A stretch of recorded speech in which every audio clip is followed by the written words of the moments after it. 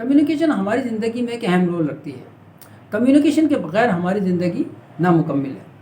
ہر شخص چاہتا ہے کہ اس کی کمیونیکیشن اچھی ہو، لوگ اس کی بات کو سنیں، لوگ اس کی بات کو سمجھیں. یعنی دوسرے الفاظ میں ہم یہ کہنا چاہتے ہیں کہ ہماری ریپو اچھی ہو. ریپو یہ جو اسکل ہے، اگر یہ اسکل ہمارے اندر آ جائے تو نہ صرف یہ کہ لوگ ہماری بات کو سنیں گے، ہماری بات کو سمجھیں گے، بلکہ ہم ان کو انفلوئنس بھی کر سکتے ہیں. یہ NLP کی ایک بہت اہم ٹیکنیک ہے اور آج ہم اسی NLP کی ٹیکنیک پر بات کریں گے. کمیونیکیشن کے 3 حصے ہوتے ہیں. ایک ورڈز یعنی الفاظ جو ہم ادا کرتے ہیں، دوسرے ہماری ٹون یعنی جو جس لہجے میں ہم گفتگو کرتے ہیں، اور تیسرا ہماری باڈی لینگویج ہے یعنی جس کو ہم نان وربل کمیونیکیشن بھی کہتے ہیں. ایک ریسرچ کے مطابق ہم جو کمیونیکیشن کرتے ہیں اس میں صرف 7% حصہ ہمارے الفاظ کا ہوتا ہے، جبکہ 38% حصہ ہمارے ٹون یعنی ہمارے لہجے کا ہوتا ہے، اور 55% حصہ ہماری باڈی لینگویج کا ہوتا ہے. یعنی اس کا مطلب یہ ہے کہ اگر ہم کمیونیکیشن میں امپرومنٹ چاہتے ہیں، بہتری چاہتے ہیں، یا ہم اپنی ریپو بلڈنگ چاہتے ہیں، تو ہم ان تینوں ایریاز میں ہمیں کام کرنا پڑے گا. ریپو کا مطلب ہے رسپانسونیس. یہ ایک طرح کی ایبلٹی ہے. یہ کامیاب کمیونیکیشن کے لیے انتہائی اسینشیل ہے. ریپو کے بغیر کوئی بھی کمیونیکیشن میں کوئی بھی حقیقی کامیابی حاصل نہیں ہو سکتی. یہ ایک طرح کی اسکل ہے. اس کے ذریعے آپ لوگوں کے دنیا میں داخل ہوتے ہیں اور ان کو یہ احساس دلاتے ہیں کہ آپ ان کی طرح ہیں، آپ ان کو انڈرسٹینڈ کرتے ہیں، اور آپ کے اور ان کے درمیان کامن بانڈنگ ہے. اس طرح سے یہ ایک ٹول ہے جس کے ذریعے آپ لوگوں کے ساتھ مل کر اچھے بہترین رزلٹس حاصل کرتے ہیں. ریپو ایک پروسیس بھی ہے، اور اس پروسیس کے ذریعے آپ لوگوں کے ساتھ ٹرسٹ، ہارمونی اور انڈرسٹینڈنگ کے رشتے کو بلڈ کرتے ہیں. لوگ عموماً ان لوگوں کو پسند کرتے ہیں جو ان کی طرح ہوتے ہیں. ریپو بلڈنگ میں ہم کوشش کرتے ہیں کہ یہ ثابت کریں کہ ہم ان کی طرح ہیں، اور اگر ہم اس کوشش میں کامیاب ہو جاتے ہیں تو لوگ اپنے آپ کو کمفرٹیبل فیل کرتے ہیں، ہم پہ ٹرسٹ کرتے ہیں، اور کسی بھی قسم کی ڈیل کرنے کے لیے خوشی محسوس کرتے ہیں. آئیے اب ہم یہ دیکھتے ہیں کہ ریپو بلڈنگ کیسے کی جاتی ہے یا اس ٹیکنیک کو کیسے کیا جاتا ہے. ریپو بلڈنگ کے ٹیکنیک کے 2 حصے ہیں، ایک پیسنگ اور دوسرا لیڈنگ. پیسنگ ایک سمپل پروسیس ہے، یعنی اس کا مطلب یہ ہے کہ آپ اس طرح سے موو کریں جس طرح سے دوسرا شخص موو کرتا ہے. اس طرح سے ریپو بلڈ بھی ہوتی ہے. نہ صرف ریپو بلڈ ہوتی ہے بلکہ ریپو کو آپ مینٹین بھی کر سکتے ہیں. پیسنگ کے 3 حصے ہیں، ایک کہلاتا ہے میچنگ، دوسرا مررنگ، اور تیسرا کراس اوور میچنگ. آئیے اب ان تینوں کے بارے میں گفتگو کر کے پیسنگ کو سمجھنے کی کوشش کرتے ہیں. میچنگ بہت طرح کی ہوتی ہے، مثلا dress matching, interest matching, posture matching, hand gesture matching, voice quality matching, facial expression matching, words matching, اور اسی طرح بریتھ میچنگ وغیرہ. جتنی زیادہ آپ میچنگ کرتے ہیں اتنی ہی زیادہ ریپو اسٹیبلش ہونے کے امکانات زیادہ ہوتے ہیں.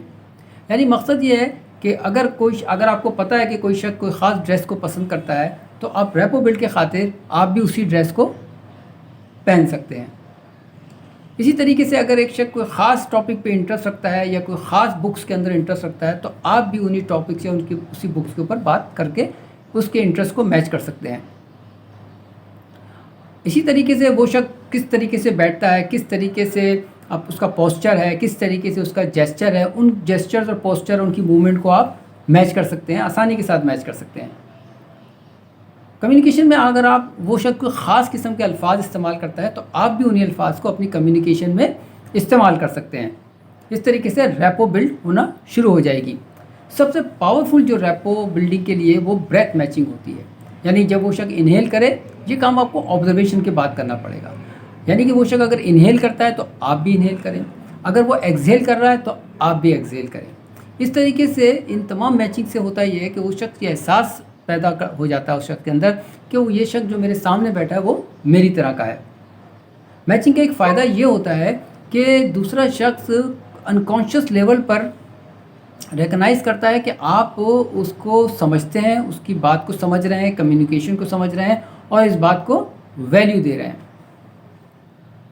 بعض دفعہ ایسا بھی ہوتا ہے کہ آپ ڈس ایگری بھی کر کے ریپو بلڈ کر لیتے ہیں، اور بعض دفعہ ایسا بھی ہوتا ہے کہ آپ ہول ہارٹیڈلی اگر ایگری بھی کر لیں دوسرے شخص کے ساتھ تب بھی آپ ریپو بلڈ نہیں کر پاتے۔ تو اس کی وجہ یہی ہے کہ ہم کوئی میچنگ نہیں کر پاتے۔ ایک اہم چیز جو میچنگ میں ہے وہ یہ کہ ہمیں اپنی انٹیگریٹی کا بھی خیال رکھنا ہے، اور ہمیں اس ٹرک کو صرف اور صرف اپنے فائدے کے لیے ہی استعمال نہیں کرنا۔ اس ٹیکنیک میں آپ دوسرے شخص کا مرر بن جاتے ہیں۔ اصل میں مررنگ اور میچنگ میں جو فرق ہے وہ ہے لیول کا۔ مررنگ میں اس شخص کی بہت ہی پریسائز ریفلیکشن ہوتی ہے، جبکہ میچنگ میں ایک جنرل امیج فارم ہوتی ہے۔